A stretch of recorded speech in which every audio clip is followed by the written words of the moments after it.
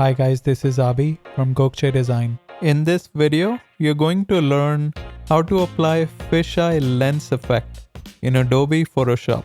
Let's start by selecting the crop tool from the toolbar.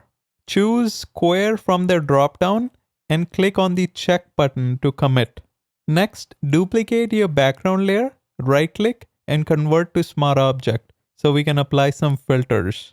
Click on Filter in the top menu and choose Spherize from the Distort drop-down. With mode set to normal, select an amount of 100%.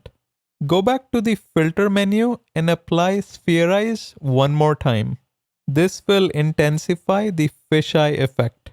Next, create a brand new layer and select the Elliptical Marquee Tool from the toolbar.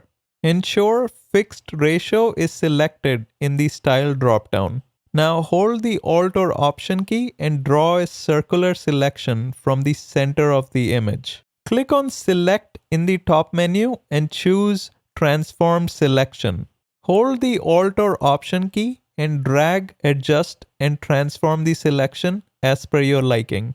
Click on Select in the top menu and choose Inverse. Now click on Edit in the top menu and choose Fill. Select Black from the drop-down and go back to the Select menu. Pick Deselect to deselect the current selection. Use the Control or Command key to select both the Layer 1 and background copy layers, then right-click and convert to Smart Object. Go back to the Filter menu and choose Lens Flare from the Render drop-down. With Movie Prime selected as the lens type, choose a brightness value of around 150%. Drag and reposition the lens flare in the preview window as per your liking. Finally, let's look at the before and after images.